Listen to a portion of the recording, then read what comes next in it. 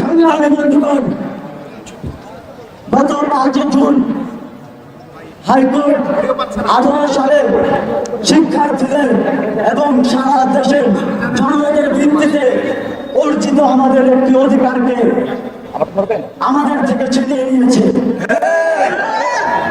এর প্রেক্ষিতে গত 5 জুন থেকে শিক্ষার্থীরা আন্দোলনে রাজপথে সময় কাটাচ্ছে। বন্ধুগণ, আমাদের পড়াশোনার ক্ষতি হচ্ছে, আমাদের যে স্বাভাবিক জীবনযাত্রা সেটি ক্ষতিগ্রস্ত হচ্ছে। এর প্রেক্ষিতে আজ সারা দেশে আমাদের সকাল সন্ধ্যা ব্লকের কর্মসূচি ছিল এবং সারা দেশে আমাদের সহযোদ্ধা টেকনাফ থেকে তেতুলিয়া, রূপসা থেকে পাথুরিয়া, প্রতিটি মোড়ে মোড়ে, প্রতিটি রেল লাইনে এই ব্লকের কর্মসূচিকে সফলভাবে সম্পন্ন করেছিলেন। আমি সেই প্রত্যেক সহযোদ্ধাকে অন্তরের অন্তঃস্থল থেকে, এই শাহবাগ থেকে ধন্যবাদ জানাতে চাই। বন্ধুগণ, আমাদের এই বাংলা ব্লকের কর্মসূচিকে জনদুর্ভোগের কারণ হিসেবে অনেকেই উল্লেখ করতে চান, কিন্তু আমরা বলতে চাই এটি একটি অভিনব জনমত প্রতিষ্ঠার কর্মসূচি। আমাদের ভলান্টিয়াররা যখন ব্লকের কর্মসূচি করতে বিভিন্ন জায়গায় যান, তখন একজন রিক্সাওয়ালা, একজন ভ্যান শ্রমিক, একজন পথচারী সহযোগিতা করেন এবং আমাদেরকে বলেন যে তাদের সন্তানের জন্য হলেও এই আন্দোলন আমাদেরকে চালিয়ে যেতে হবে। ছাত্রদেরকে অনেক সময় স্বার্থপর হিসেবে বলা হয়, আমাদেরকে অনেকে বলার চেষ্টা করেন যে ছাত্ররা যখন তাদের স্বার্থের প্রশ্ন আসে তখনই শুধু কথা বলে। যদি তাই হতো তবে বাংলাদেশের বিশ্ববিদ্যালয়গুলো থেকে ছাত্রদের থেকে হয়তো অনেক বড় বড় একাডেমিক থিওরি পাওয়া যেত, একটি দেশের জন্মের প্রেক্ষাপট রচিত হতো না। এই ছাত্ররাই এই দেশের জন্মের প্রেক্ষাপট দিনে দিনে রচিত করেছে, যেটি 1971 সালে বাস্তবায়িত হয়েছে।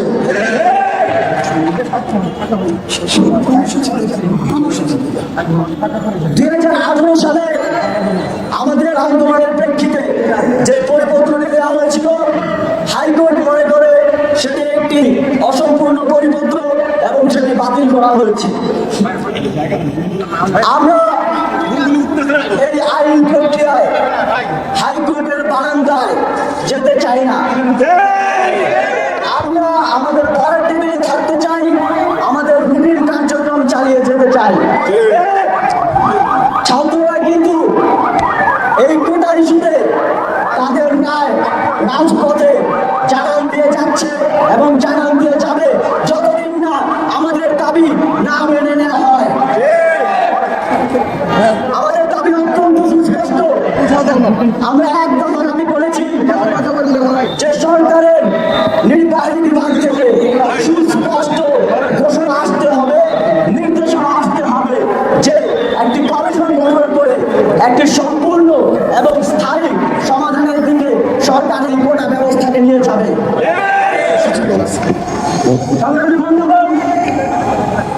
আমাদের আগামী কালকের কর্মসূচি বিকাল 3:30টা থেকে বাংলাদেশের প্রতিটি আনাচে কানাচে, প্রতিটি রাজপথে, প্রতিটি রেল লাইনে শিক্ষার্থীরা বাংলা ব্লকের কর্মসূচি অব্যাহত রাখবে। বিকাল 3:30টায় ঢাকা বিশ্ববিদ্যালয়ে কেন্দ্রীয় লাইব্রেরির সামনে থেকে আমরা আমাদের ব্লকের কর্মসূচি শুরু করব এবং সারা দেশে শিক্ষার্থীরা তাদের নিকটস্থ গুরুত্বপূর্ণ পয়েন্টগুলোতে ব্লকের কর্মসূচি সফলভাবে পালন করবে।